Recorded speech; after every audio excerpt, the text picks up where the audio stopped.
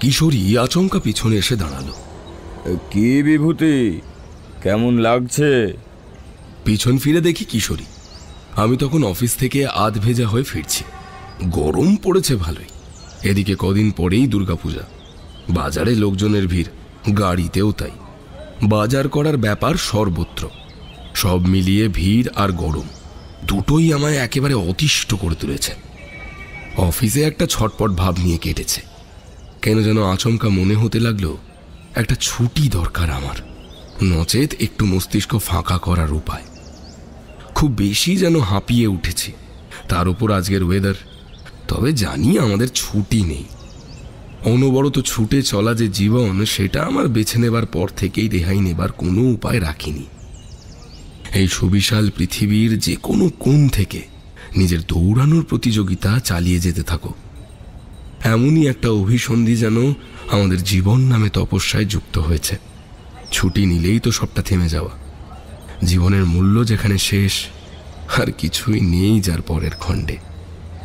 ভ্যাপসা লাগছিল দিনটা। যদিও দক্ষিণ আকাশে কালো একটা মেঘ দাঁড়িয়ে আছে, বৃষ্টি হতে পারে। আমি ফিরে তাকিয়ে বললাম, তুমি? হ্যাঁ, তোমার কাছেই যাচ্ছিলাম। আসলে কিশোরী, আমিও আজ অফিস থেকে ফেরার সময়ই ভাবছিলাম একটু ঠাকুরমশাইয়ের বাড়ি যাব। ভাবছিলাম তোমার সাথে কখন দেখা হবে না হবে। ভাগ্যিস দেখা হয়ে গেল। সবই যেন তারানাথ তান্ত্রিকের খেল। কিশোরী জোরে হেসে উঠল। সত্যি, লোকটা যেদিনই আমাদের জন্য অপেক্ষা করেন, সেদিনই আমাদের কেমন আচমকা তার কাছে যাবার তাড়া হয়ে ওঠে। ভেলকি, বুঝলে, ভেলকি। তো চলো, অফিস থেকে ফিরছো সবে, তাড়াতাড়ি ফ্রেশ হয়ে নাও আর কিছু খেয়ে নাও। এদিকে বেশ সন্ধ্যা হয়ে গেলে পরে গল্প শেষ করতে রাত পেরিয়ে যাবে যে। তারপর একটা কালো মেঘও দেখতে পাচ্ছি, সেটা বৃষ্টি হয়ে নেমে আসতে পারে। যদিও তার বাড়িতে গল্প শোনা মানেই ভুতুরে পরিবেশ সৃষ্টি হয়ে যাওয়া। দেখবে খুব শীত পড়বে, আর গল্প শোনার জন্য উপযুক্ত সময়ের সৃষ্টি হবে। আমি বাড়ি এলাম। কিশোরী বাড়িতে এলো না, একটু এদিক ওদিক ঘুরবে বলল। আমি বাড়ি ফিরে স্নান করে একটু খেয়ে নিলাম। গিন্নি কিশোরী বাবুর কথা শুনেই চা বসিয়ে দিল। কিশোরী আসলো, ওর হাতে চা দিতেই হাসলো। বউঠান কি তৈরি করেই রেখেছো নাকি?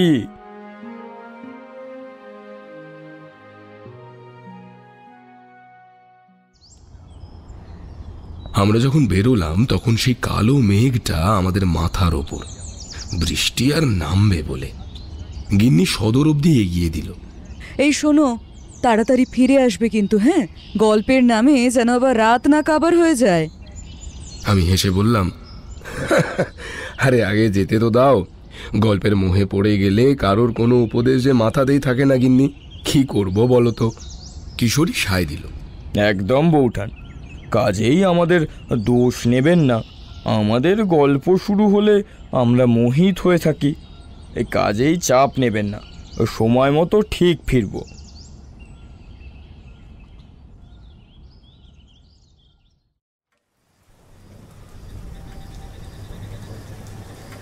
ভেতরে এসে বসতেই বৃষ্টিটা শুরু হলো ছিমছিম করে। চারিদিকে এতক্ষণ আধার ঘেঁষে যে ঝিঁঝি ডাকছিল, সেগুলো থেমে গেল। দু একটা ব্যাঙের ডাক শুনতে পাচ্ছি। পাড়ার বাড়িগুলোতে টিম টিম করে জ্বলছিল লণ্ঠন, নয়তো কুপি। বৃষ্টি শুরু হলে সেগুলো ঝাপসা হয়ে এলো। শুধুই অন্ধকার আর অন্ধকার। ঝোপঝাড়ে থাকা জোনাকিগুলো কোথায় বা ডুবে গেল। কুকুরের ডাক দু একটা ছিল, সেগুলো একইভাবে উধাও। তবে গ্রামটা এখনো মায়াবী আছে। সন্ধ্যের অন্ধকারে যেমন একটা রূপ থাকে, তেমনি বৃষ্টিতেও একটা আলাদা রূপ থাকে। আমরা চুপচাপ বসে আছি। আমাদের বিপরীতে তক্তপোষে বসে আছেন ঠাকুরমশাই।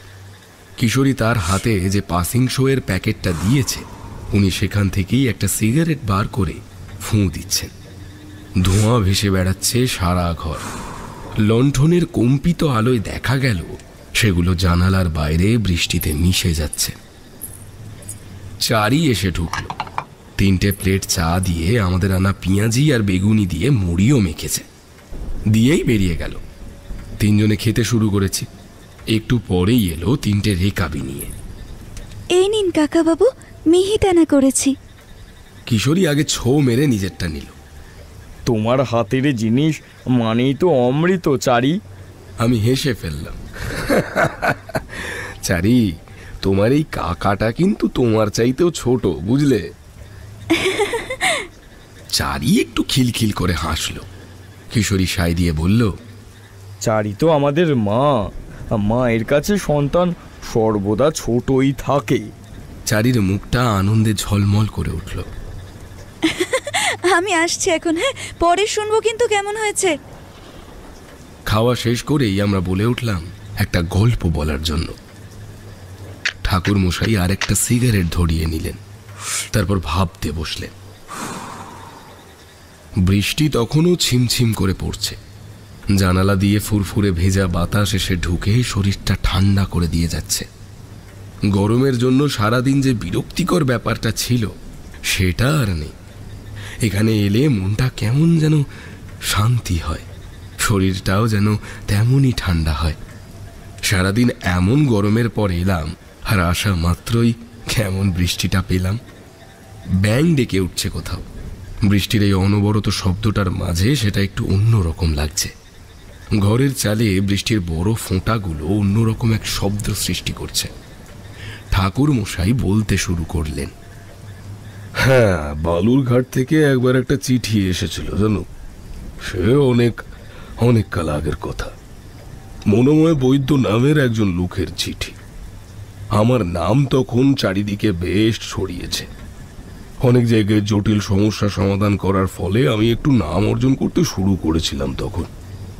আর বিয়ে কিন্তু হয়নি তখন। মনোময় সেন নামের চিঠিটা হাতে পেলাম যেদিন, সেদিন আমি একটু বিশেষ ব্যস্ত ছিলাম। একটা দরকারে কদিন বাইরে খুব বেশি সময় কাটাতে হয়েছিল। দুদিন পর মনে পড়তেই ঝুলি থেকে সেটা বের করলাম, পড়তে শুরু করলাম।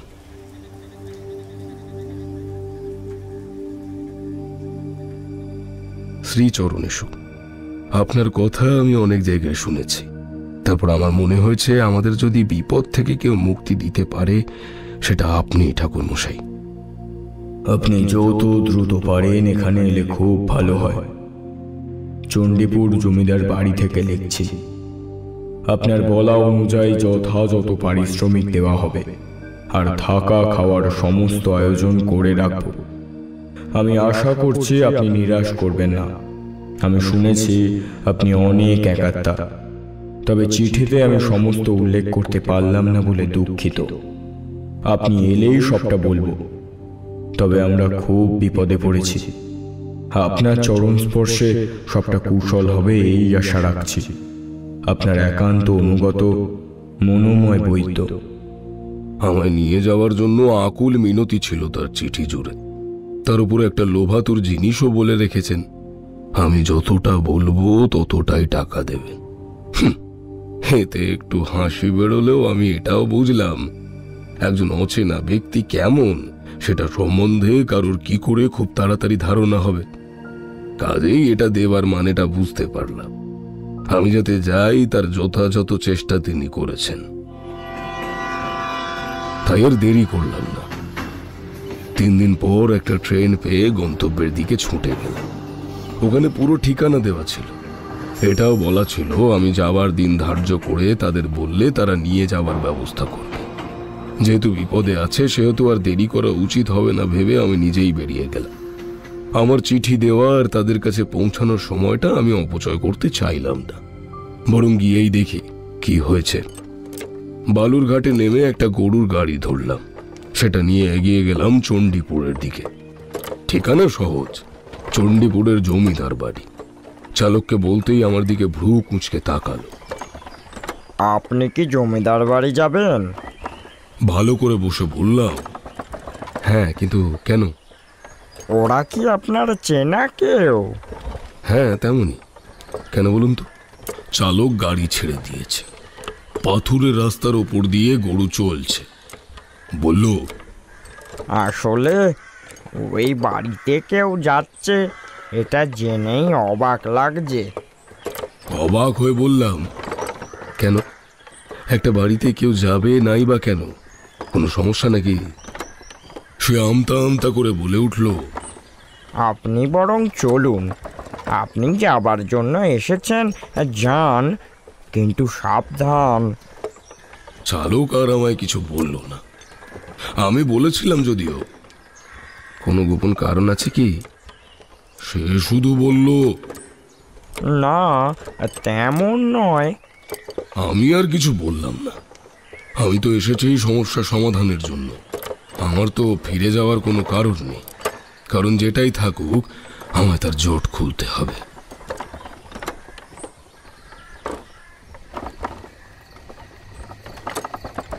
সন্ধে হয়ে এলো। দুদিকে বাড়িগুলো থেকে গ্রাম্য লোকগুলো তাকিয়ে দেখছে গাড়িটার দিকে। প্রচণ্ড শীত তখন, মাঘ মাসের দিন। সন্ধে হতেই কুয়াশার আস্তরণ ছেয়ে যেতে লাগলো চারিদিকে। ধান ক্ষেত, মাঠ, বাড়িঘর, গাছপালা সমস্ত কিছুর ওপর সাদা ধোঁয়ার মতো কুয়াশার ডেলা বেঁধে আছে। আমি চাদর মুড়ি নিয়ে বসে আছি। কখনো ভেতরে বাতাস এসে ঢুকলো, শীতে একটু কেঁপে উঠছি বইকি। চারিদিকে রি রি একটা শব্দ। আমরা এগোতে এগোতে আধার ক্রমশ ঘনীভূত হতে থাকলো। চালক এমন সময় বলে উঠল, আপনি ফিরবেন কবে? জানি না, সবে এলাম, দেখি। কেন? কাল আমি ফিরব। আপনি যদি আবার স্টেশনে যান তো। কাল ফিরবেন মানে? আপনার বাড়ি এখানে নয়, মানে চণ্ডীপুর নয়? না তো, আমরা আসছি পশ্চিমে। আমার বাড়ি স্টেশন থেকে পূর্বে যেতে হয়। আজ ফিরবেন না কেন? আমার সাহস নেই একা ফেরার। আপনাকে পৌঁছে দিতে রাত 8টা বেজে যাবে। রাত 8টা? কি এমন রাত? ফিরতে পারবে না? চারিদিকে আধার। চালক একটা লণ্ঠন জ্বালিয়ে দিয়েছে। সেটা দুলতে থাকলো গরুর গাড়ির সাথে। চারিদিকে রিরি শব্দটা আরো প্রকট। তার সাথে পথের ওপর গরুর পায়ের আর গাড়ির শব্দটা যুক্ত হয়েছে। দুদিকে বাড়ি তেমন দেখা যায় না। লোকটি একটু থামলেন, তারপর আমতা আমতা করেই বলে উঠলেন, এই পথে ওই রাত মানেই অনেক রাত। আমি ফিরতে পারবো না। এমনিতে শীতকাল, 8টা মানেই অনেক রাত। তার উপর কত কিছু ভয়ের আছে। বাড়িতে জানে আমি ওই গ্রামের দিকে এলে তার পাশের গ্রামে মুকুন্দপুরে থেকে যাব। আমার বড় মেয়ের বাড়ি। আপনার যদি রাতে সমস্যা হয় তবে আপনিও ওই গ্রামে আসতে পারেন। গ্রামের শুরুতেই আমার মেয়ের বাড়ি। তার শ্বশুরমশাইয়ের নাম বরুণ দাস। ওনার নাম বললেই যে কেউ আপনাকে দেখিয়ে দেবে। আমার নাম কৃষ্ণনারায়ণ দাস। আমার নাম বললেও হবে। আমি তাকে কিছু বললাম না। সে নিজের মনে আমায় সাবধান করে দিয়েই গেল। তবে হাসলাম না, কারণ লোকটা বেশ ভালো। নইলে খুব সহজেই কেউ কাউকে এইভাবে যেতে বলবে না এত রাতে। এটাও বুঝলাম যে সমস্যা গুরুতর হতে পারে। গ্রামের মাঝে একটা জঙ্গল পড়ল, ভীষণ বড় জঙ্গল। বাতাসে বাঁশ গাছগুলো অন্ধকারে মরমর করকর করছে, আগাগুলো এদিক থেকে সেদিক করছে। আচমকা একটা বাতাস এসে লণ্ঠন গেল নিভে। একটু ভয় লাগলো বইকি। চালক গাড়ির গতি বাড়িয়ে দিল। বাতাসেও তার কথাগুলো আমার কানে আসতে লাগলো। আপনি ভয় পাবেন না। তার কণ্ঠ শুনে মনে হলো সে নিজেই ভালোই ভয়ে আছে, কিন্তু ভালো এই যে আমায় সাহস দিয়ে যাচ্ছে। কখনো মনে হচ্ছে বাঁশঝাড়ের ভেতর আধার থেকে কেউ যেন খুব নাকি সুরে কাঁদছে। বাতাসে তার কান্নার সুরটা যেন মিশে যাচ্ছে সহজেই কোনো অথৈ সাগরে। আসলে সবটাই বাতাসের শব্দের খেলা। অন্ধকারে কেউ কাউকে দেখতে পাচ্ছি না, তবে আমিও তাকে সাহস দেওয়ার জন্যে কথা বলে যেতে লাগলাম। তুমি বরং আজ তোমার আত্মীয়র বাড়িতেই থাকো, জায়গাটা সত্যি অদ্ভুত। গরুর গাড়ির শব্দ হতেই থাকলো। সে একটু হেঁকে বলে উঠল, আপনিও যাবেন নাকি আমার সাথে? বরং কাল সকালে আসবেন এখানে। আপনাকে ছেড়ে যেতেও আমার কেমন একটা লাগছে। আমি হাসলাম। এত ভয় পেও না আমাকে নিয়ে। তুমি সাবধানে ওখানে পৌঁছে গেলেই হলো। ভাগ্যে থাকলে আবার কখন দেখা হবে। জায়গাটা পেরিয়ে আসতে এই গাড়ি দাঁড় করালো সে। তারপর দেশলাই হাতরে বের করে লণ্ঠন আবার জ্বালিয়ে দিল। এভাবেই চণ্ডীপুর জমিদার বাড়িতে আমি এসে পৌঁছালাম। জমিদার বাড়ির সামনে আসতেই আমার মনের ভেতর কেমন একটা খচখচ করে উঠল। হ্যাঁ, একটা গন্ধ পাচ্ছি বটে। এই বাড়ির ভেতরেই আছে অশুভ শক্তি। দারোয়ান ভেতরে খবর দিতে গেল। গাড়ি করে আমরা দাঁড়িয়ে আছি বড় সিংহদুয়ারের সামনে অশ্বত্থ গাছের নিচে। প্রচণ্ড রকমের কুয়াশা পড়েছে। গাছের পাতা থেকে হিম পড়ছে টুপটাপ শব্দ করে।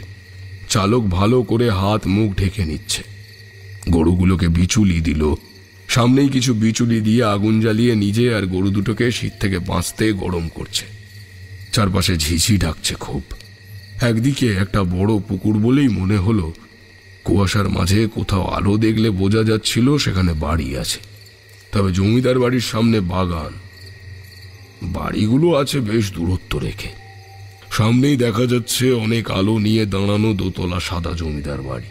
তবে কুয়াশার আস্তরণের জন্য আলো খুব বেশি ছড়াতে পারছে না। একটু পর একজন বেরিয়ে এলেন। 40 ঊর্ধ্ব হবে তার বয়স। আমার সামনে এসে জিজ্ঞাসা করলেন, কে? চালক উঠে এসে লণ্ঠন ধরল। আমি হেসে হাত জোড় করে বললাম, আমার কাছে পত্র লিখেছিলেন কি আপনি? আপনি মনোময় বাবু? উনি আমায় চিনতে পেরেছেন। পায়ে হাত দিয়ে প্রণাম করলেন। আপনি ঠাকুরমশাই? আমায় খবর দিলে তো এত খাটনি করতে হতো না, একটা পত্র দিতেন। আমি হেসে নেমে এলাম। এই না না, এই এত উতলা হবার কিছু নেই। উনি দারোয়ান ডেকে আমার ঝোলা বাড়ির ভেতরে পাঠিয়ে দিলেন। তারপর চালককে বললেন, আপনার ভাড়া কত? উনি হাত জোড় করে বললেন, উনি দিয়েছেন, তবে এবার আসি কর্তাবাবু। মনোময় বাবু মৃদু হাসলেন। আপনি না হয় আজ থেকেই যান।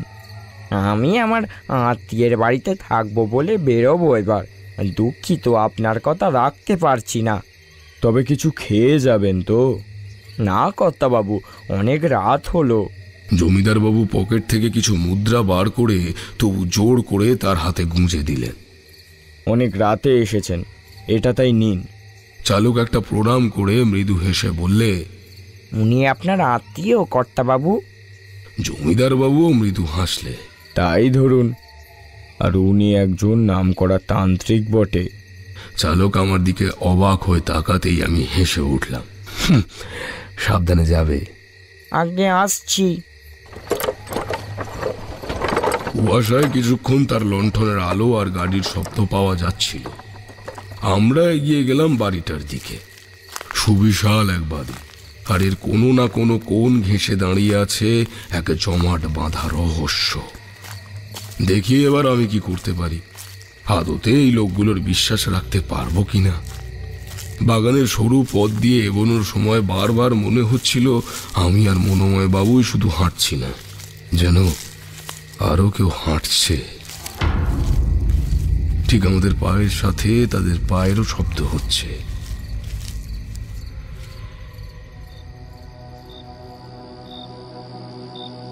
নিচে একটা শোরগোল পড়ে গেল আমি এসেছি বলে।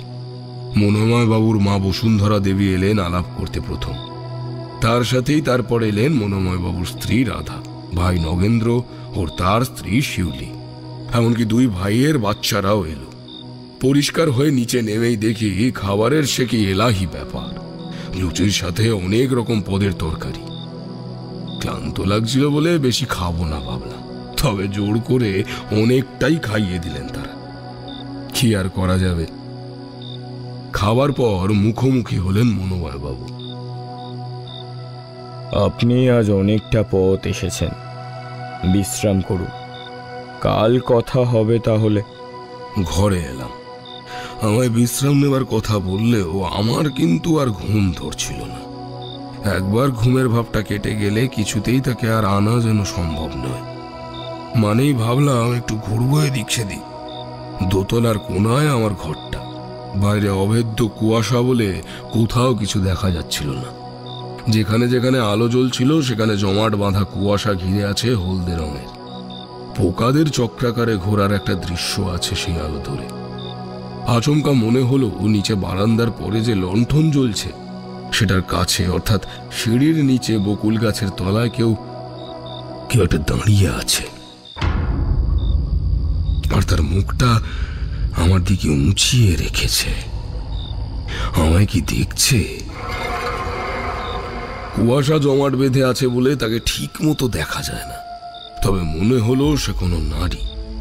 পরনে সাদা একটা লম্বা জামা পা অব্দি, মাথার চুলগুলো কাঁধের দুদিক দিয়ে বুকে এসে পড়েছে। মুখটা খুব বেশি বিবর্ণ কি বড্ড বেশি ফ্যাকাশে। আমায় কিছু একটা বলতে চায়। এবার মনে হলো সে হাত উঁচিয়ে আমার দিকে ইশারা করছে, আমায় ডাকছে।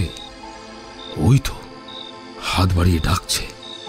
আমি কাল বিলম্ব না করে নেমে যেতে লাগলাম। এত রাতে এক মেয়ে কেন এইভাবে দাঁড়িয়ে আছে? এই বাড়ির কেউ কি? সে কি আমায় কিছু বলতে চায়? নেমে এলাম সিঁড়ি দিয়ে, কিন্তু থমকে গেল। ওখানে কেউ নেই। চারিদিকে তাকালাম, কিন্তু কোথাও তাকে পেলাম না। এত তাড়াতাড়ি সে কোথায় যাবে? আচমকা নিজেতে ফিরে এসে বুঝতে পারলাম বাড়িটা নিয়ে সতর্কতা আমাকে দেওয়াই হয়েছে আগে থেকে। আর এমন দু একটা ঘটনা যে ঘটবে সেটা তো স্বাভাবিক। জায়গাটা এবার ভয়ঙ্কর লাগলো। চারিদিকে একটা রিনরিন শব্দ।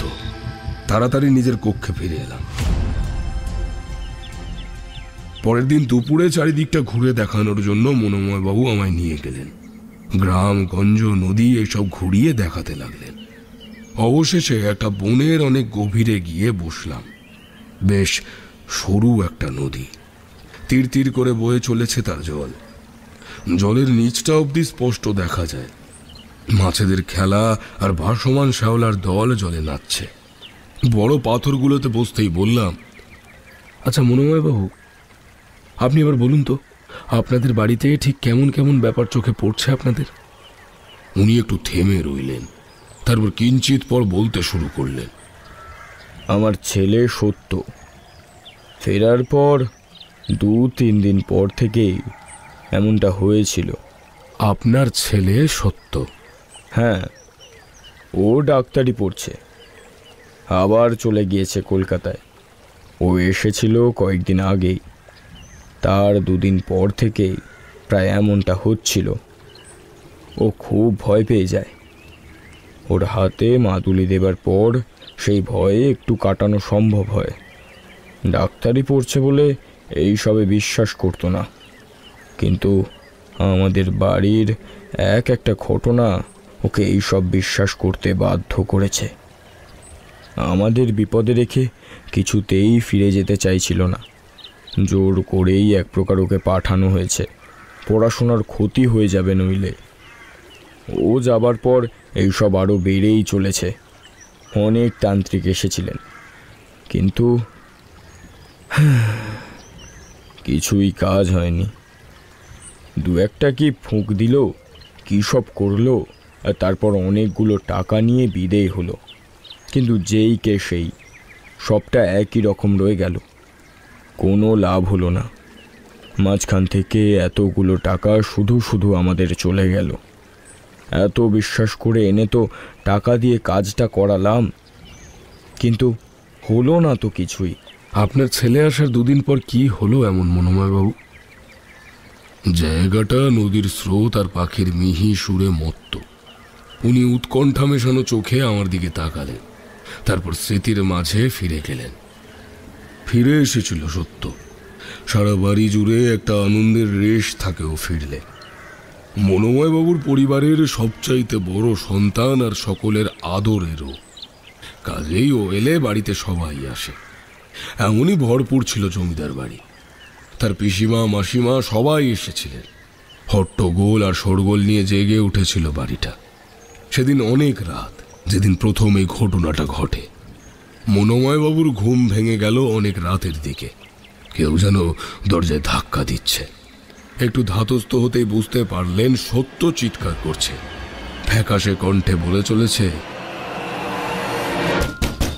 বাবা, বাবা, ও বাবা, দরজা খোলো বাবা। পাশের তার স্ত্রীও শুনতে পেলেন, উঠে বসলেন। আম, বাবাই বাবাই ডাকছে না? আলু থালু সত্য ঘরে ঢুকেই তাদের বিছানায় উঠে নিজেকে লুকানোর চেষ্টা করছিল। দরজা দরজা দরজা আটকে দাও, ওরা ওরা এসে পড়বে, না হলে ওরা এসে পড়বে। কারা কারা এসে পড়বে বাবাই, কারা? সত্যের মা তার দিকে এগোয়। সত্য চিৎকার করে ওঠে আবার, তোমরা তোমরা আগে দরজা আটকে দাও দরজা। আমার আমার ভয় করছে, আমার ভয় করছে, ওরা এসে যাবে।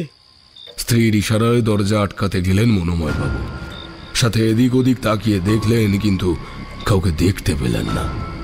রাতের অন্ধকার আর ঝিঁঝির ডাক নিয়ে ভরে আছে কুয়াশা ঢাকা বারান্দা। মাকে ছোট্ট শিশুর মতোই জাপটে ধরে আছে সত্য। মনোময় বাবু কাছে এলেন। ওখানে তো কেউ নেই বাবা, তুই কার কথা বলছিস? ফাঁকা তো, আমি দেখে এলাম কেউ নেই। কেউ এসেছিল কি? কে এসেছে বলতো? সত্য কাঁপছে, ভয় যেন একেবারে শেষ। কথা বলার শক্তি নেই। আতঙ্কিত দুটো চোখ তাকিয়ে দেখছে ঘরের চারিদিকে। ঘড়ির দিকে তাকিয়ে দেখলেন মনোময় বাবু, রাত প্রায় 2টো বাজে। শীত পড়তে শুরু করেছে তখন, কাজেই চারিদিকে কুয়াশা পড়েছে। শীত আর কুয়াশা মিলে গ্রামটাকে একেবারে শান্ত করে রেখেছে। মাঝে শুধু 2-1টা কুকুরের অলস ডাক কানে আসে।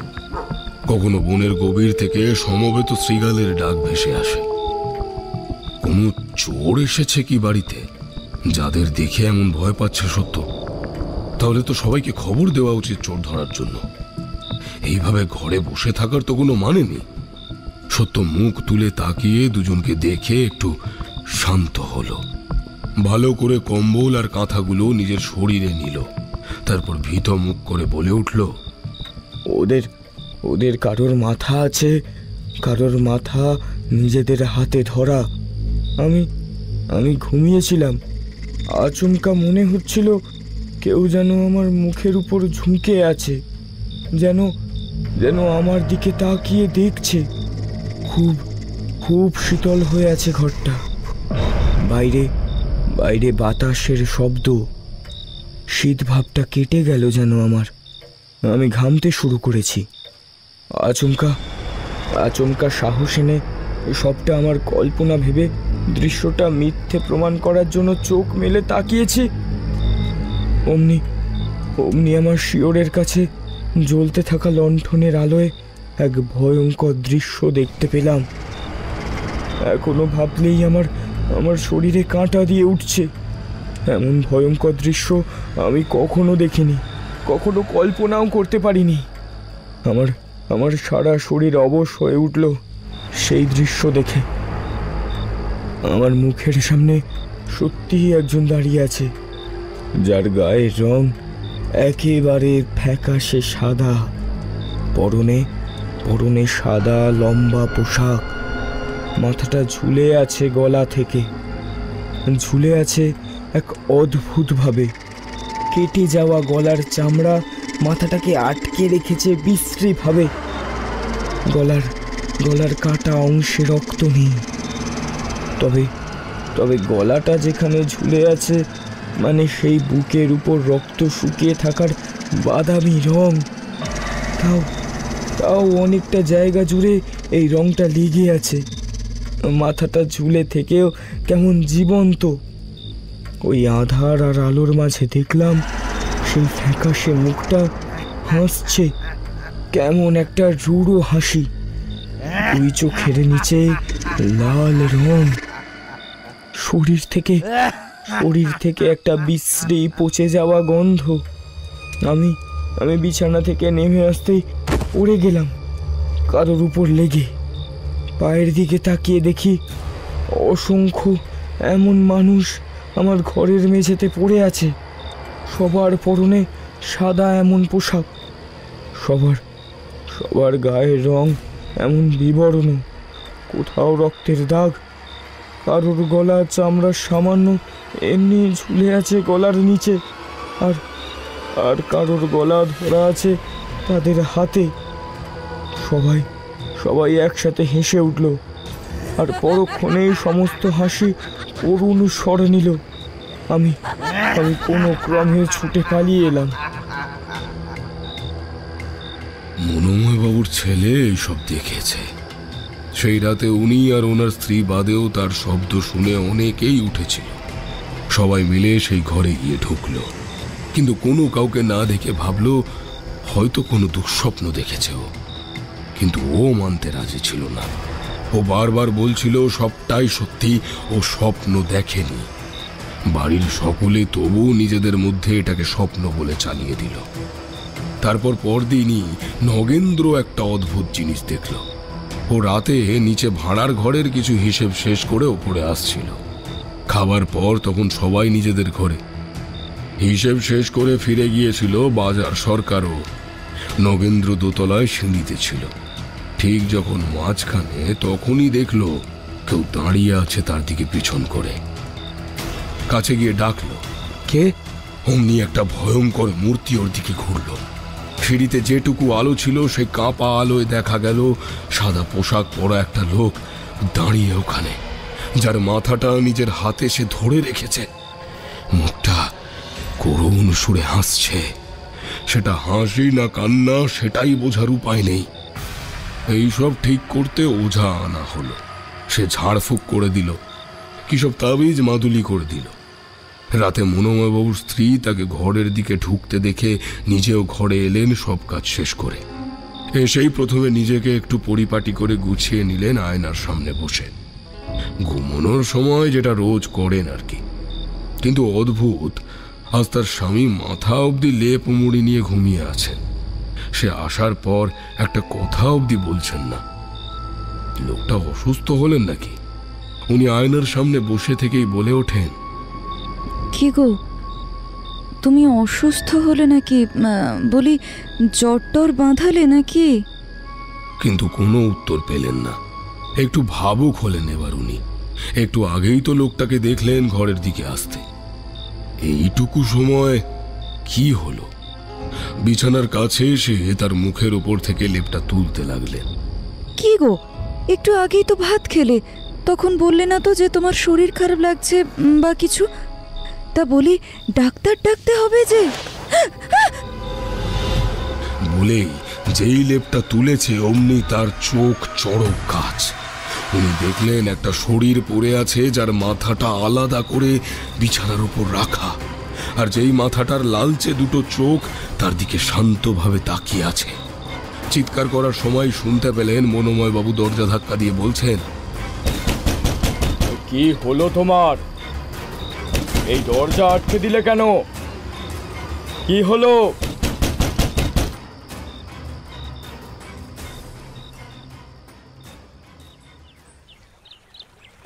মনোময়বাবুর মুখ থেকে গল্পটা শোনার পর আমিও একটু বিভ্রান্ত হয়ে পড়লাম।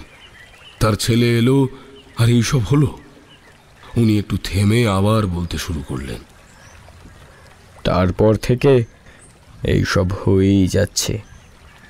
প্রত্যেকটা লোক সব ভয়ঙ্কর অভিজ্ঞতার সাথে চলছি। এইসব কেন হচ্ছে কেউ বলতে পারছে না। কত তান্ত্রিক এলেন আর পালিয়ে গেলেন। গ্রামের লোক থেকে বাইরের গ্রামের লোকেরা অবধি জেনে গিয়েছে এইসব। কেউ এদিকে আসতেই ভয় পায়। কাজেই সব শেষে আমি আপনার ঠিকানা পেলাম। কেন যেন মনে হচ্ছিল আপনিই পারবেন এই কাজটা করতে। আমি আপনার কাছে কৃতজ্ঞ থাকব যদি আপনি সবটা ঠিক করে দিতে পারেন। বদলে আপনি যত টাকা চাইবেন আমি দেব। আমি মৃদু হাসলাম। আমি সমস্যা খুঁজে সমাধান করতেই চেষ্টা করব বই কি, আর বাকিটা তো রইল ঈশ্বরের হাতে। তবে এসবের জন্য টাকার মোহ আমার নেই। যতটুকু দরকার সেটাই আমি গ্রহণ করব, তার বাইরে এতটুকুও না। উনি বিভোর হয়ে আমার দিকে তাকিয়ে রইলেন। আমি জিজ্ঞেস করলাম, আপনার ছেলে কিছু জানে না তো? আপনি ওকে একবার নিয়ে এলে। উনি আমায় আটকে দিয়ে বললেন, আমার ছেলে জানবে বলছেন? কিন্তু জানলে কি বলতো না? মনে হয় কিছু জানতেও পারে। আচ্ছা, ও কেমন একটু বলবেন? মেধাবী বাদ দিয়ে আর কিছু গুণ? ও কিন্তু বেশ গোয়েন্দা প্রকৃতির। ধরুন কোনো একটা জিনিস দেখলো, সেটা সম্বন্ধে ও জানে না, ব্যাস ওই একটা জিনিসের ব্যাপারে সবটা জানতে চাওয়ার জন্য ও সব করতে পারে, রহস্যের সমাধান করতে চেষ্টা করে। আমি একটু আলোর ঠিকানা দেখে বললাম, তাহলে কিন্তু আমি বলবো তাকে একবার আনা দরকার। উনি চিন্তিত হয়ে বললেন, এই বিপদের মাঝে এনে দেখছি কি করা যায়, চলুন আগে বাড়ি যাই।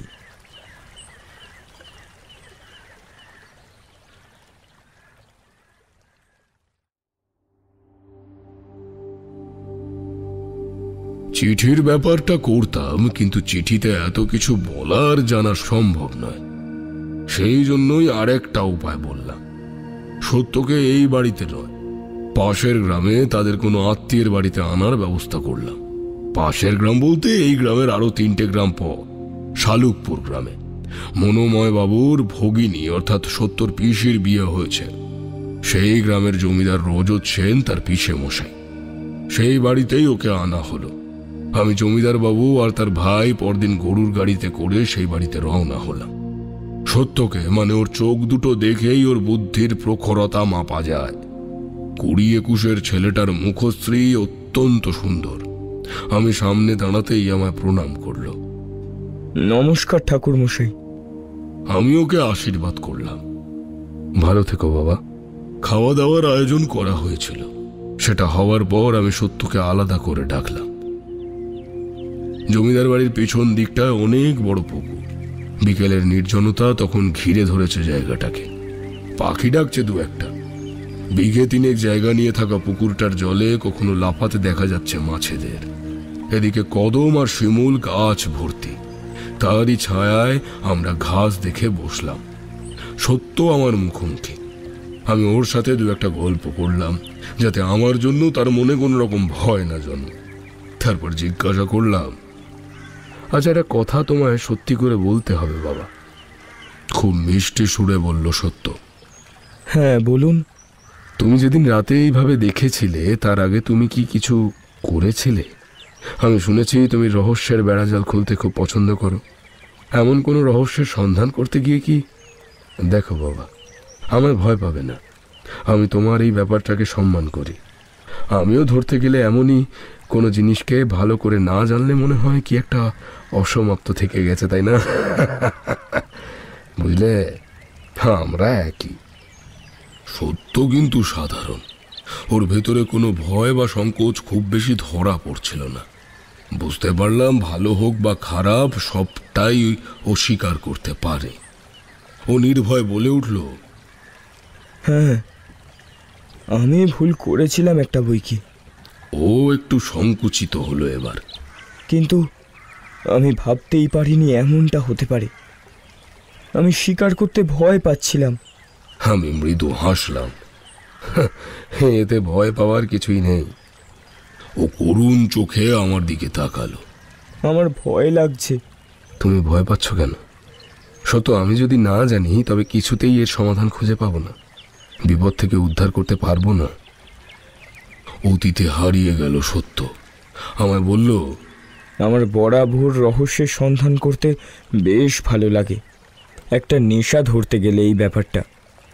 এভাবেই এবার বাড়ি ফিরে পুরনো কালের বাড়িটা আমার কেমন রহস্যের একটা অংশ বলে মনে হতে থাকে। পড়াশোনার জন্য বেশিরভাগ সময়ই আমাকে বাড়ির বাইরে থাকতে হয়েছে। তাই জ্ঞান হবার পর থেকে খুব বেশি বাড়িটাকে দেখা হয়ে ওঠেনি। একদিন ঢুকে গেলাম নিচতলায় পেছনের সেই ঘরটায়। ওখানে কিছুই হয় না, কিছুই থাকে না, কেউ কখনো খোলেও না। এমন আরও কয়েকটা ঘর আছে বই কি, কিন্তু সেগুলো অন্তত কখনো দরকারে অদরকারে খোলা হয় বই কি। এই একটা ঘরই কি এমন আছে? হয়তো কিছুই নেই, হয়তো ব্যবহারের যোগ্য নয় বলেই বন্ধ। তবুও আমার মনে একটা খচখচ ভাব থেকেই যায়। বাবাকে আর ঠাকুমাকে জিজ্ঞাসা করলাম ঘরটা বন্ধ কেন, কিন্তু তাদের উত্তরে আমার ঠিক বিশ্বাস হয়নি। দুজনের কেউই কিছু জানে না, এমনটাই মনে হয়েছিল। ঠাম্মা বলেছিলেন, আমি বিয়ে হওয়ার পর থেকেই ঘরটা আটকানো দেখছি দাদু ভাই, কেউ খুলতো না।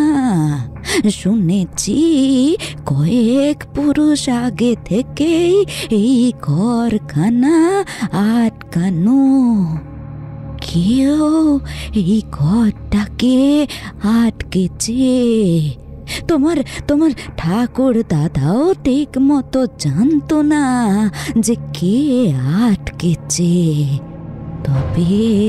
তবে শুনতাম খুব নাকি দরকার ওটা আটকে রাখার। কেউ যেন কখনো না খোলে, কখনো না। সত্য যেন আরো বেশি করে চঞ্চল হয়ে পড়লো ওটা খোলার জন্য। এইসব শোনার পর ওর ভেতরে আরো বেশি করে বেড়ে গেল জানার আগ্রহ। কি এমন দরকার? খুব রহস্যময় কোনো ব্যাপার হবে কি? যদিও ওখানে ঢুকতে পারে। বাড়ির পুরনো সব চাবি ছিল গোডাউন ঘরে। ওখানে গিয়েই ও চাবিগুলো বার করলো এক সুযোগে।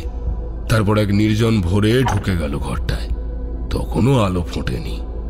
ভোরটাই আমরা বেছে নিয়েছিলাম, কারণ রাতে গেলে ওকে লণ্ঠন নিতে হবে। যে কেউ বুঝে যেতে পারে। দিনে গেলেও একটা ভয়, সবাই বাড়িতে থাকে। ভোরে তখন প্রায় সবাই ঘুমিয়েই থাকে। ঘরটা কেমন মলিন, চারিদিকে মাকড়সার জাল আর ধুলোবালি ভর্তি। খোলা দরজা দিয়ে যেটুকু আলো আসছিল সেটাই ওর সম্বল।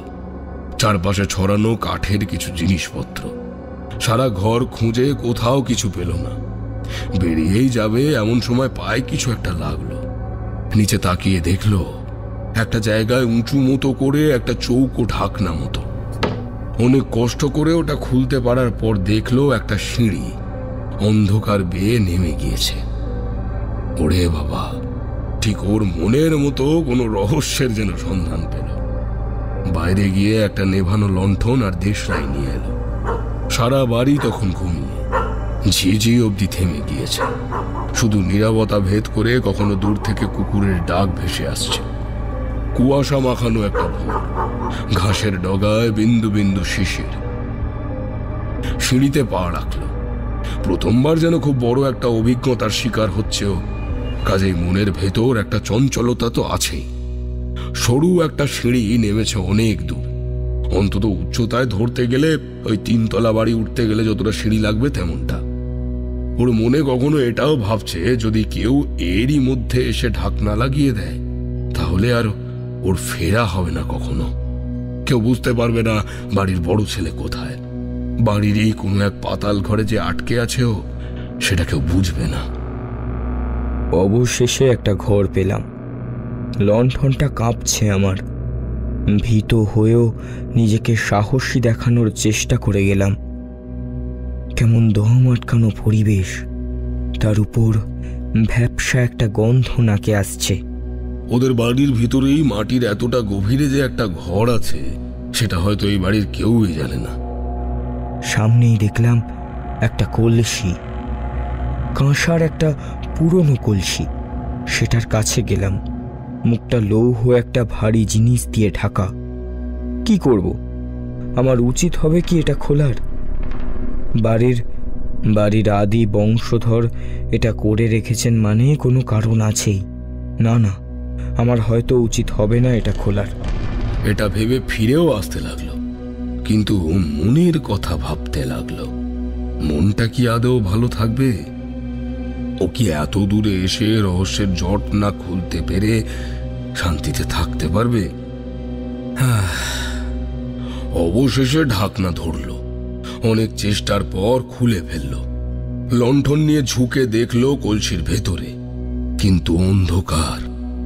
আচমকা মনে হলো একটা কালো ধোঁয়া বেরিয়ে আসছে ওটা থেকে। নিমেষেই মনে হতে লাগলো ঘরের ভেতরে যেন কেউ আছে। কেউ কাঁদছে খুব নাকি সুরে, আবার কেউ যেন হাসছে। লণ্ঠন ফেলে রেখেই সিঁড়ি দিয়ে পালাতে লাগলো। আধারে কতবার যে সিঁড়ি ধরে ওঠার সময় পড়ে গেল, রক্তাক্ত হলো, ব্যথা পেল, তার ঠিক নেই। হাঁফিয়ে গেল এত দূর উঠতে। কিন্তু থামলো না, কারণ পেছনে তখন সেই একই সুরে হাসি আর কান্নার শব্দ। দরম করে দরজাটা আটকে দিয়ে ভেবেছিল সবটা বন্ধ করে এসেছে, কোনো সমস্যা আর হবে না। শক্ত করে ঢেকে দিয়ে এসেছিল ঢাকনা অবধি, কিন্তু সেটা ভুল প্রমাণিত হলো। তারপর দিন সন্ধ্যায় তার কানে সেই একই রকমের কান্না আর হাসি ভেসে আসছে। সে ভেবেছিল সবটাই ভুল, তাও নিজেকে ব্যস্ত রাখার জন্য গ্রামের বন্ধুদের সাথে জঙ্গলে সেদিন একটা ছোটখাটো খাবার আর আড্ডার অনুষ্ঠান করেছিল। রাতে ঘুমানোর পরে এইসব ঘটেছিল তারপর, যেগুলো তার বাবা বলেছিলেন। সবটা শেষ হবার পর সত্য নীরব চোখে আমার চোখে তাকালো। আপনি ঠিক করে দিন, যাতে যাতে আমার জন্য কারোর না ক্ষতি হয়, তাই আমি বাড়ি থেকে যেতে চাইনি, কিন্তু আমায় জোর করে পাঠিয়ে দেওয়া হলো। এর আগে কোনো তান্ত্রিকের মধ্যে এমন দেখিনি যে সবটা স্বীকার করব। আপনার কাছেই বলার মতো বিশ্বাস পেলাম। বলেই আবার হাত জড়ো করলো। আপনি রক্ষা করুন, খুব ভয় পেয়ে আছি বাইরে, কোনো রকম পড়াশুনোও মাথায় ঢুকছে না। আমরা ওকে রেখে চলে এলাম। কালও ফিরে যাবে কলকাতা। আমি গাড়িতে ওঠার আগে ওর কাঁধ চাপড়ে দিলাম। বাবা, তুমি মন দিয়ে পড়াশোনা করো, আমি এদিকটা ঠিক সামলে নেব। ও পায়ে হাত রাখলো। আমি ভরসা করতে পারছি আপনার উপর। গাড়িটা ছেড়ে দেবার পর দেখলাম পিছনে ফেলে আসা খেজুর গাছের নিচে দাঁড়িয়েই আছে ও, নীরবে তাকিয়ে আছে। ওর পিছনে দিগন্ত রেখা, তার উপর নীল একটা ঝকঝকে আকাশ।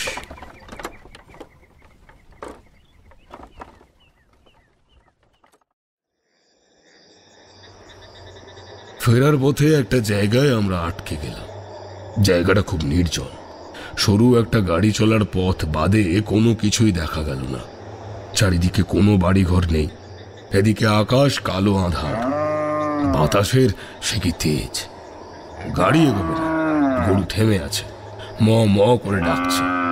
মনোময় বাবু বলে উঠলেন, আমাদের পুরনো দুর্গা মন্দির আছে তো ওখানেই, ওখানে গ্রামও আছে একটা, তুমি ওখানেই নিয়ে চলো হরি। চালক তাই করল। আরও একটা রাস্তা যেটা বাঁদিকে গেছে সেগুন আর শালবন ধরে, সেদিকে এগিয়ে গেল। গরুগুলোকে কষ্ট করে নিয়ে যাওয়া হলো। এদিকে ঝড় অনেক, আধার চারিদিকে। যখন পাকা সেই মন্দিরে এসে ঢুকলাম তখন বৃষ্টি। সামনের চালা ঘরে গরু আর গাড়িটা রাখা হলো। অন্যদিকে গ্রাম দেখা গেল। প্রদীপের আলোয় দেখা গেল মা দুর্গার পুরনো মূর্তি। চাতালে পুরোহিত মশাই হাত জোড় করে কিছু ভিড় করে চলেছেন। ওনার বয়স অন্তত ওই 80 পেরোনো হবে। আমাদের দেখে উনি একটু হাসলেন, মনোময় বাবুর দিকে তাকিয়ে বললেন, আরে খোকা, অবশেষে দেখা হলো। উনি মায়ের প্রসাদ নিয়ে এলেন কলা পাতায় করে। আমরা সেগুলো ভক্তি ভরে খেলাম। খাওয়ার পর মনোময় বাবু কথাটা বললেন, এদিকে বৃষ্টি হচ্ছে এখন, চারিদিকে বৃষ্টির উন্মুক্ত গতি। সবটা শুনে উনি বললেন, এমন তো তখনই হতে পারে যখন সেই ভুল কেউ করে। কোন ভুল? মনোময় বাবু অবাক হয়ে জিজ্ঞাসা করলেন। পুরোহিত শঙ্কিত কণ্ঠে বললেন, সেই পুরনো ঘরটা যেটা অনেক আগে আটকে দেওয়া হয়েছিল, কেউ কি সেটা খুলেছে? মনোময় বাবু আর তার ভাই অবাক হয়ে তাকিয়ে আছেন। তারা কিছুই বুঝতে পারছেন না। বড় কথা, তারা সেই ঘরটা সম্বন্ধে জানেন না অবধি। আমি এবার কথা বললাম, হ্যাঁ, সেটা সত্য খুলেছে। আজ আমি সেটা জানতেই এখানে এসেছিলাম।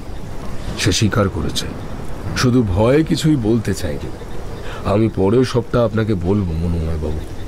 জানি আপনাদের মনে অনেক প্রশ্ন আছে, তার আগে আমাদের এটা জানা দরকার যে ঘরের রহস্য কি। জানেন কি, সত্য কিন্তু অনেক কিছুই করেছে, একটু রহস্যের গন্ধ ওকে এত দূর নিয়ে গেছে। তাদের মনে প্রশ্ন অনেক, কিন্তু এখন তার সময় নয়। পুরোহিত মশাইকে জিজ্ঞেস করলাম, আপনি বলুন আগে, শীঘ্রই কোনো ব্যবস্থা নিতে হবে আমাদের। উনি চিন্তান্বিত গলায় বলে উঠলেন, ঘটনাটা অনেক আগের। মনোময়ও জানে না। আমার বাবার সাথে আমি তখন ওই বাড়িতে যেতাম। বাবা পুজো করতেন, আমি যেতাম। যেই ঘরটা কেউ খোলে না সেখানেই থাকতেন লোকটা, একজন কাপালিক। ওনাকে ওই বাড়িতে জায়গা দেয়া হয়েছিল থাকার জন্য। তবে উনি এসেছিলেন একটা অভিলাষ নিয়ে। উনি মনোময়ের ঠাকুরদার বোন অর্থাৎ অনুসুয়ার দিকে নজর দিয়েছিলেন। উনি চাইতেন তাকে নিজের সাথে রেখে দিতে। অনুসুয়া রূপে আর গুণে সেরা ছিলেন। তাকে সঙ্গিনী করে ঘুরতে চেয়েছিলেন, কিন্তু এই বাড়ির লোক রাজি হবে কেন? বেঁকে বসতেই উনি নিজের সমস্ত পিশাচ বাহিনীকে নিয়ে হাজির হয় ওই বাড়ির অনিষ্ট করার জন্য। এমনকি দু একজন তার পিশাচের আক্রমণে গুরুতর আহত হয়। বাড়ির লোকের অবস্থা খুব করুণ হয়। তখনই একজন তান্ত্রিককে আমার বাবা নিয়ে আসেন। বাবার বন্ধু ছিলেন উনি, অর্থাৎ তান্ত্রিক অমৃত রায়। উনি সেই কাপালিককে আটকে দেন একটা কলসের ভেতরে। তবে তার আগে তাকে বিনাশ করার জন্য বৈদিক অস্ত্রের সাহায্যে তার গলা কেটে নেন। ওনার গলা না কাটলে উনি মরে যেতেন না। ওনার মন্ত্রের এতই শক্তি। আর সেই কলসের ভেতরে ওনার সাথেই আটকে যায় তার সমস্ত পিশাচ। যেহেতু তার গলা কাটা, তাই সেই পিশাচের দলেরও গলা কেটে যায়। সেই কলসি রাখা হয় এক গুপ্ত ঘরে। উনি যেই ঘরে থাকতেন সেই ঘরের মেঝে থেকে নিচের দিকে একটা পাতাল ঘর করা হয়, যাতে কেউ আর কখনো তাকে মুক্তি দিতে না পারে, তাই এই ব্যবস্থা। কিন্তু কে জানে এতদিন পর এইভাবে তাকে মুক্ত করা হবে। এবার তো ভারী বিপদ এই জমিদার পরিবারের উপর। যে কারোর মৃত্যু অবধি হতে পারে। আমি এবার বলে উঠলাম, আমাদের ভয় পেলে চলবে না। সে অশুভ শক্তি নিশ্চিত কোনো খারাপ কাজ করতেই জেগে উঠেছে, আর তাকে খারাপ কিছু করা থেকে আটকানো উচিত। আমাদের কিছু করতেই হবে। মনোময় বাবু বলে উঠলেন, আমার ছেলে এই সব। ওনার কথা শেষ করতে দিলেন না তার ভাই। উনি বলে উঠলেন, এখন ভেবে কি কোনো লাভ আছে দাদা? আমাদের একটা সমাধান খুঁজতে হবে। আমি মৃদু হাসলাম। সত্য একটা ভুল করেছে, কিন্তু ওর মধ্যে থাকা এই গুণটা আমি সম্মান করছি। কিন্তু আমায় একটা জিনিস দিতে হবে। তিনজনে একসাথে বলে উঠলেন, কি জিনিস? তার ব্যবহৃত কোনো জিনিস, যাতে তার স্পর্শ আছে। আমার যজ্ঞে সেটাই দরকার পড়বে। আর আমার মনে হয় এই দেবীর মন্দির যজ্ঞের উপযুক্ত স্থান। বৃষ্টি থেমে গিয়েছে, আকাশ পরিষ্কার, দু একটা তারা মিটমিট করছে, চারিদিকে ব্যাঙ ডাকছে। মন্দির আলোকিত প্রদীপের আলোয়। মায়ের মুখটা যেন ভারী উজ্জ্বল। আমি মনোময় বাবুকে বাড়ি পাঠিয়ে দিতে পারলাম না একাকী। এখানে পুরোহিত আর নগেন্দ্র বাবুকে রেখে গেলাম যজ্ঞের আয়োজন করতে। বাড়িতে পৌঁছে সবাইকে তাড়াতাড়ি করে একটা ঘরে রাখলাম। তারপর চারিদিকে সুরক্ষা কবচ দিয়ে বলে দিলাম, বাইরে যেই আসুক আমাদের সুর ধরেও কিন্তু ডাকতে পারে, কিন্তু কেউ বেরোবেন না। আমাদের আসতে রাত হবে। বিশাল এক ঝড় হবার আগে আমরা আসবো না, ঝড়ের পরেই আসব। সেই ঝড় হবে যজ্ঞ সমাপ্তির সংকেত। দরজা খুলবে না। দরজা আটকে দিলাম। প্রত্যেকেই ভীত। আমি সাহস দিলাম। তারপর মনোময় বাবুকে একটা কবজ দিলাম, যাতে তার কিছু না হয়। তারও সমান ভয় আছে। লণ্ঠন জেলে ভেতরে এসে ঢুকলাম। চারিদিকে কেমন একটা শব্দ হতেই থাকলো। জোরে বাতাস বইছে, কিন্তু আমাদের কিছু করতে পারবে না। আমরা নিজেদের সুরক্ষিত করে নিয়েছি। গরুর গাড়ির চালককে এসে দেখি সে নেই ওখানে, নিচে গড়াগড়ি খাচ্ছে, ব্যথায় কোঁকাচ্ছে। আমরা কাছে আসতেই সে কোঁকিয়ে বলে উঠল, আমি আমি আমি জানি না, কি একটা চিৎকার শুনতে পেলাম, আর আর সময় মুষড়ে ফেলে দিল। মনোময় বাবুকে বলতে উনি চালককে সেই ঘরে নিয়ে গিয়ে রাখলেন। ওখানে সবার সাথে থাকলে সুরক্ষিত থাকবে। মনোময় বাবু চালকের আসনে বসলেন। আর আমাদের কিছু করার নেই। চারিদিকে এলো পাথারি বাতাস। আমরা অনেক কষ্ট করে এসে পৌঁছালাম মন্দিরে। ওখানে যজ্ঞের সমস্ত আয়োজন শেষ। আমি এসে যজ্ঞে বসলাম। আর ভালো কথা হলো, ওই ঘরে ঢুকে সেই পুরনো দিনের বাক্সের ভেতর তার একটা পোশাক পেয়েছি। মায়ের সামনে যজ্ঞ শুরু করলাম। চারিদিকে যজ্ঞে বেলপাতা মাখানো ঘিয়ের আহুতির গন্ধ মেতে আছে। সাথে আমার মন্ত্রোচ্চারণ রাতকে আরো জাগিয়ে তুলছিল। বাতাস যেন বেড়ে গেল। কখনো একটা কালো বেড়াল ম্যাও করে আঁধারে মিলিয়ে গেল। মন্দিরের পাশের বাঁশঝাড় থেকে কড়কড় শব্দ আসছে। মনোময় বাবু, মহেন্দ্র বাবু আর পুরোহিত তাকিয়ে আছে আমাদের দিকে ভীত চোখে। ওদিকে আমি পরে শুনেছিলাম বাড়িতে অনেক রকমের ঘটনা ঘটেছিল। কেউ মনোময় বাবুর গলায় চিৎকার করেছিল, বাঁচাও, বাঁচাও, আমায় ঘরে নাও। তার স্ত্রী ঘরে আসতে চাইলেও বাকিরা আটকে দেন। এই একটা সুরে কাউকে বিশ্বাস করা ঠিক হবে না। তার উপর বাড়ির সব আলো নিভে গেল। অন্ধকারে সবাই ছিল, কিন্তু সাহস রেখেছিল বুকে। কারোর কিছু হবে না। মন্দিরের বাইরে অনেক রকমের চিৎকার ভেসে আসছিল। কান্নার শব্দ, করুণ হাসির শব্দ, কখনো বা কেমন একটা হুঙ্কার। আধার ভেদ করে সব কিছুই আমাদের কানে আসছিল। আমি এবার তার পোশাক দিয়ে দিলাম আগুনের উপর। মা, তুমি দেখো মা, সমূলে তাকে শেষ করো মা, মাগো মা। সেটা পুড়ে যেতে থাকলে বাইরে সব হাসি কান্না একটা আর্ত চিৎকারে পরিণত হলো। ঝমঝম করে বৃষ্টি শুরু হলো। চারিদিক অন্ধকার হয়ে উঠল। অনেকগুলো পায়ের শব্দ, অনেকগুলো হাসি কান্না মিলেমিশে একাকার। বুকের রক্ত হিম হয়ে যায় এই শব্দে। চাতালের এদিকে কেউ আসতে পারবে না, কিন্তু চাতালে তাদের উপস্থিতি লক্ষ্য করা গেল। প্রদীপের যেটুকু আলো বাইরে পড়েছে তাতে দেখা গেল কতগুলো ছায়া মূর্তি ওখানে।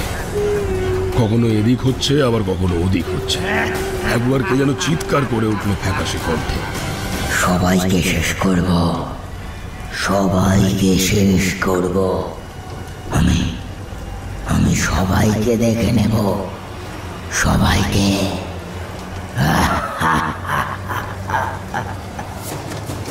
আমি সেইভাবেই মন্ত্র পড়ে যেতে লাগলাম। সমস্ত আলো যেন নিভে যাবে এমনই বাতাস। গায়ে এসে ঝাপটা দিচ্ছে। জামাটা পুড়ে যেতেই সব থেমে গেল। মায়ের মুখটা খুব বেশি উজ্জ্বল লাগছে। একটা সজোরে বাতাস শেষবারের মতো হয়ে শান্ত হয়ে গেল। সকল চিৎকার ক্রমশ ক্ষীণ হয়ে উঠল। একটা সময় চারিদিক শুনশান, শুধু ঝিঁঝি আর ব্যাঙের ডাক।